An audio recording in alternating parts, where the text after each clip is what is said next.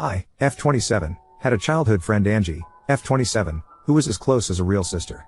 We spent entire weekends at each other's place, celebrated family events etc. from 6 years/0 till 18 years/0. Elle even lived at her place in 2nd grade while my parents went through a nasty divorce. I learned to speak some Russian, as she is Russian, and she learned to speak some Spanish. Needless to say, her older brother and little sister were like a family to me. During our teenage years she had her 2 male best friends, one whom she started dating, and another one, Nico, now 29, who was Russian as well, whom I started dating at 17. Growing up I had issues with a heart condition. I won't bore you with the details, but I had to take a lot of meds, but got healthier starting from 16. One didn't have to take them daily but only when my heart rate became irregular, but then immediately, as it would become extremely painful, my heart would cramp, I would start to hyperventilate. All my friends knew this, Nico included, and that I would black out if my meds got taken with alcohol. I didn't smoke much or drink much growing up as a result, since I was worried about my health and only did drink at home or in a safe setting. Legal drinking age is 16 here and I only drank wine or beer if at all. I had my first time with Nico at 17, and when my parents stayed at a retreat 2 weeks later he came over to have a date night. I did drink 1 glass of wine, but starting having health issues later resulting in me taking my meds and being unconscious. I was a bit sore the next morning but didn't think much about it.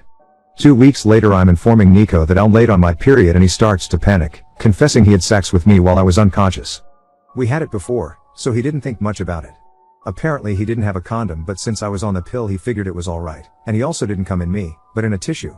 I felt violated and disgusted by myself. I didn't know how to describe this and only told Angie about it. I was an utter mess for a few years, and wasn't able to have sex again until 2 years later.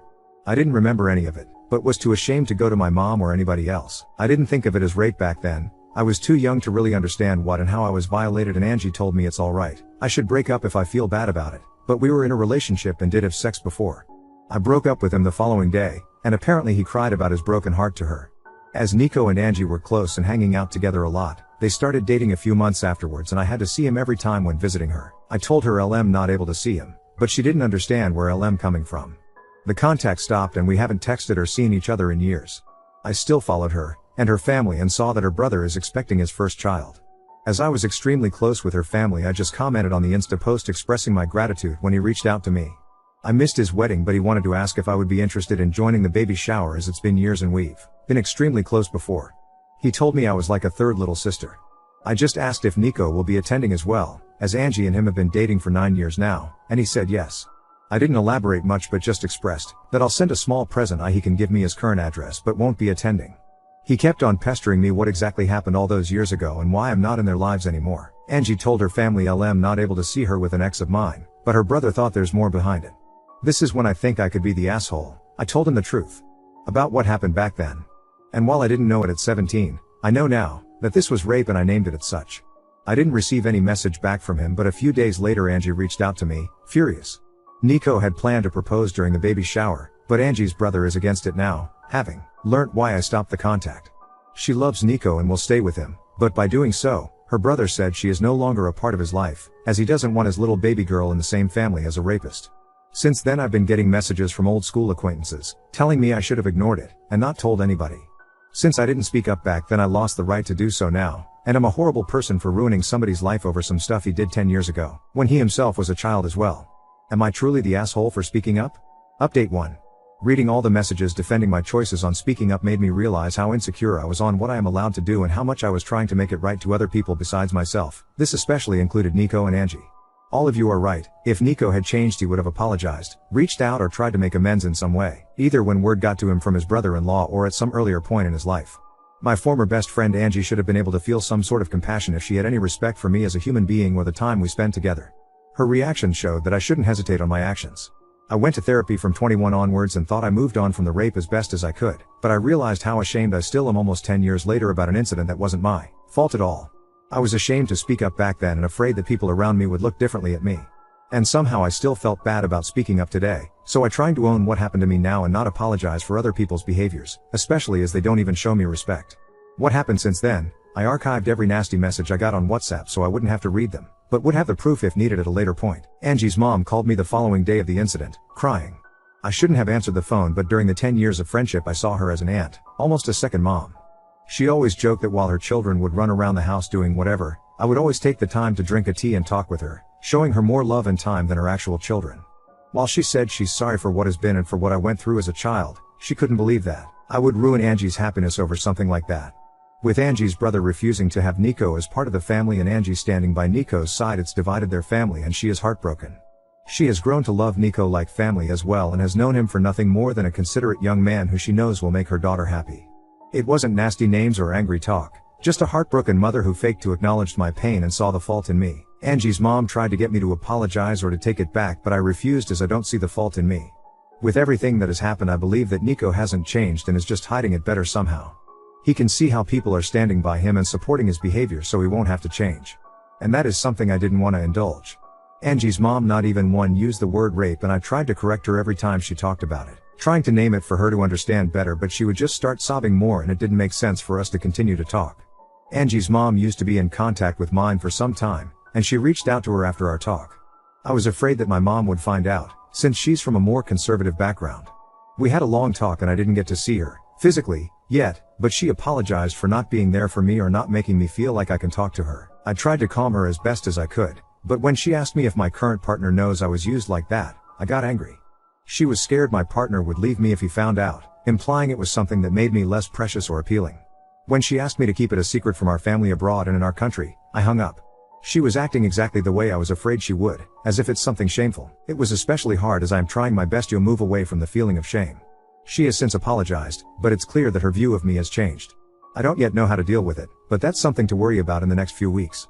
As some of you suggested, I wrote Angie's brother, Sven, again and apologized for the mess, but I'm glad that it is out in the open and how proud I am that he's defending his family. I asked if his old email is still working as I would just send a gift card.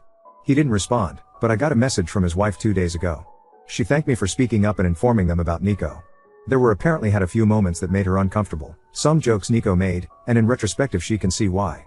Sven apparently informed her the moment he got my initial text, and both of them have since seen Angie but not Nico. She refuses to be in the same room or house as him, and same goes to their unborn daughter.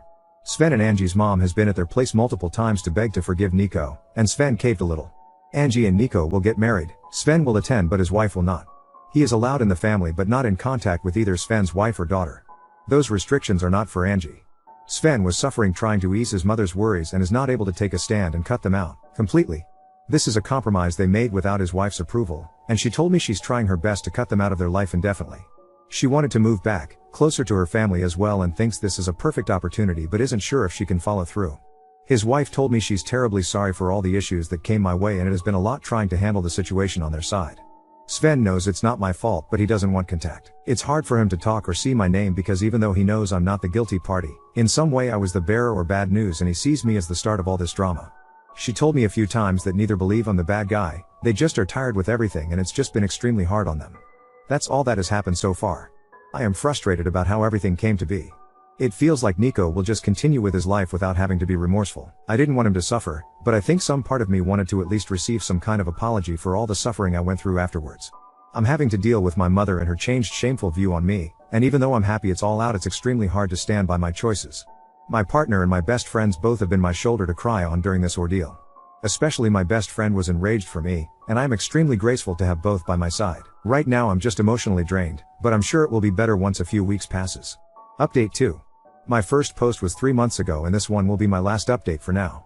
It is not a good one, but I sincerely wish to leave it all behind me. That includes distancing myself from this Reddit account. These posts helped me let go of my anger, similar to a journal, and I am grateful for all the people who are enraged with me. I hope to open it again someday, with a final happy update, but for now every little pop-up is a reminder of the anxiety I am still dealing with, and I do not have the energy to deal with this topic outside of my therapy anymore.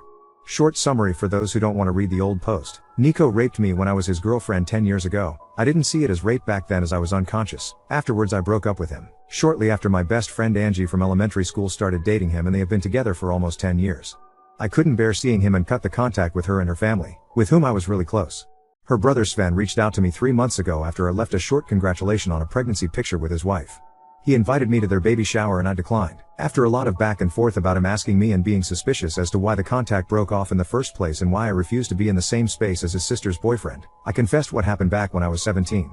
Afterwards his family had a huge fight, with him wanting to cut Nico out of their lives for being a rapist and his mom and sister standing by Nico. I was the scapegoat and received a log of hurtful messages from both their friends and former classmates. They called me out on ruining a man's life based on a childish mistake. Nico was 19 back then, and even Angie's mom reached out to mine.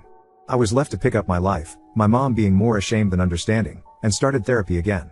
I removed almost everybody tied to that incident, Sven, Angie, Nico, their family, old classmates, and only kept contact with old classmates who sended me messages of support. Update 3. However, they have been getting frustrated with the amount of calls and apparently even reached out to the police, and the calls have stopped since. Nonetheless, they reached out to me to check on my mental well-being, offering to give me paid leave, till it settles a little bit, and offering company paid therapy. Therapy is covered by my country's health insurance, but it is tricky to get one without waiting time, but I already had my old one on retainer and started going right after the incident. They made it clear that they invested a good amount of money in me and do not wish to lose me. I was ashamed that this part of my private life slipped into my professional one.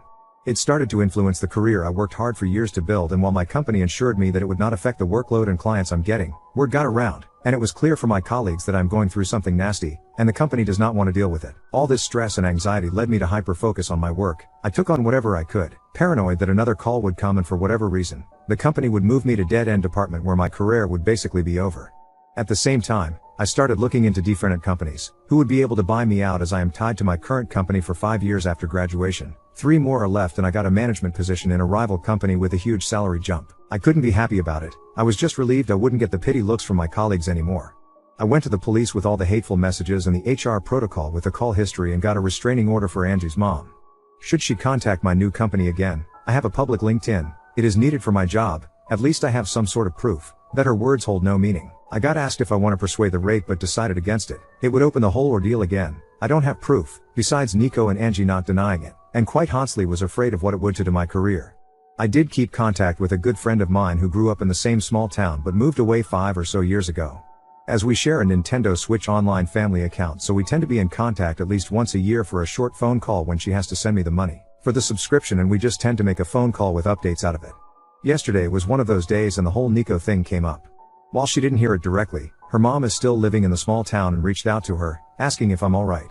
She expressed her disapproval about how everything came to be, as she was close with Angie back in the days as well, and remembered how close we were and how often we spend time together, like sisters. She updated me that 2 months ago Sven's baby girl was born, and while neither Nico or Angie were seen in any of the pictures or stories with the baby, a month ago Angie and Nico had an engagement party. Both Sven, the baby, and his wife participated, and are in the family pictures. I remember how enraged Sven's wife was, and how she told me she herself felt uncomfortable with Sven. Now it is all forgotten and forgiven. Nico's parents own a few houses and gifted Angie and Nico a house close to their home, and Sven and his wife apparently bought a house in the same street. It is as if nothing happened at all. Listening to my friend telling me the updates, I'm honestly not sure if I should have asked her to not tell me anything. I just feel empty and betrayed. Not by Angie, she made her choice, not by Sven. It is his sister, and at the end of the day, when he asked me what happened and then didn't have the decency to answer me because he saw me as the one who ruined his family, it was clear that the truth didn't matter. Not by Sven's wife, who has a baby girl, an innocent daughter who she should protect as a mother, even thought she told me she would do her best to keep her daughter away from Nico, but just by life. I fought to have it all behind me, just to have this old wound ripped open again 3 months ago when Sven kept plastering me. I got hate messages, but knowing that maybe someone would be hesitant towards Nico when he showed strange behavior made me feel like maybe I did right. Maybe by speaking up I helped a girl out to not be raped. My own mother was ashamed of what happened to me, told me I was to keep it quiet so my family abroad wouldn't get to hear it. Just for it all to be all good again for Nico. After everything that happened these last 3 months, I truly understand why victims of rape chose not to speak up. Now on to second story. Husband resents my new independence from nursing school and close friendships. He now unleashes constant rage and hurtful accusations at home. My husband and I have been together for 16 years. We have 2 kids. It's mostly been a good relationship, with normal ebbs and flows. The past year has been pretty difficult on my end, and I think I've reached my breaking point. I just want to make it clear before I start that my husband is a good man, and I do love him. I've been a stay-at-home mom for most of our marriage. It was out of necessity rather than desire on my part. My husband was working at building his business, and we needed the flexibility of me being home. I had a job I loved, but I didn't make much, and it just made sense at the time. I also homeschool our children because it works well for us. I did all the normal stay-at-home mom stuff, dinner, cleaning, laundry, bills, etc. He did help when needed and was never resentful of it. He worked very long hours, and lots of weekends, but I supported him because owning his own business was his dream. About 3 years ago, I started to feel some fatigue from being the primary caregiver of our children. I wanted more and our business was pretty stable, so we agreed that I'd go back to school. Our children are old enough now that schooling them is less hands-on, so again, it made sense. I graduated with my 2-year degree last year and started nursing school shortly thereafter. This is when things started to get rough. Nursing school is a total time suck. It requires so much time and so much energy. We discussed the shifting of responsibility and how difficult this was going to be on all of us, and he said he was supportive. He started making snide comments about things he was doing at home, things I had always taken care of, things that I guess he just didn't realize I did. I tried to communicate with him, see what could be done to make things easier on him for this transition. He is not a good communicator though, so I didn't push, a mistake on my part. The comments started getting more frequent, and meaner. We've never been mean to each other. It's just not how we fight. Or rather, hasn't been how we fight. He started getting resentful of the time I was up at school, or volunteering. I do volunteer quite a bit. Summer came and I thought things would get better. I got a job where I work a few days a week from 7 to 7. I love my job so much and it's really nice to finally be able to contribute to our income. It's really empowering. Over the past few months, I've become a lot more independent. Historically I've needed my husband a lot. I had some really serious depression after our kids and I couldn't do much without him, like, go to the doctor or grocery shop or whatever. Over the past 5 years I've gotten that under control. Through nursing school, I've made a lot new friends that I like to spend time with. We grab quick dinners, and sometimes head to the movies. This apparently bothers my husband, though he's never actually verbalized it. I started to come home from an activity, volunteering or a night out with friends, to rage on his part. He would yell at me, call me names, and say horribly hurtful things. He went through and read my text messages, trying to find something I'm doing wrong. My friend group is mixed female and male, and most are younger than I am. When I come home, I never know how he'll react. Last night was pretty bad.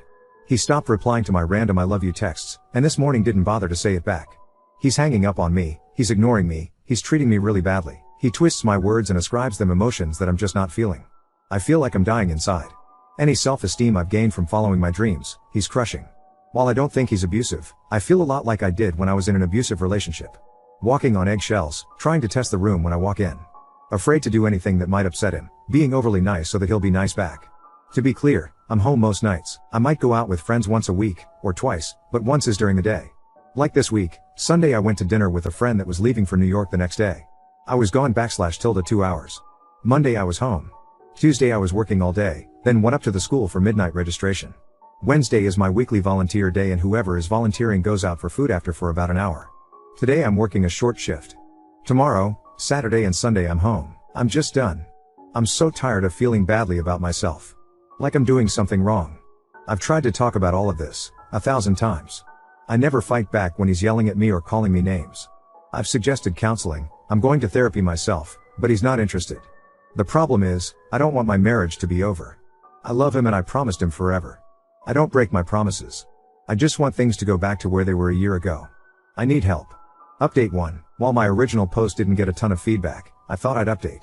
About a month after I posted, I asked him for a separation. He agreed. I moved out and I've got my own place now. I thought maybe moving out would be the wake-up call that was needed to save the marriage, but it wasn't. However, it turned out to be the best thing for all of us. We share custody of our children, and they transitioned to public school and are doing very, very well. I'm doing pretty well, too. It's been hard, and there have been a lot of ups and downs, but it's been worth it. We're all so much happier now, and my ex and I are working really well together to co-parent our kids and we're even friends. We'll always be there for each other, but we're better off apart. Not the happy ending that I was hoping for, but a happy ending nonetheless.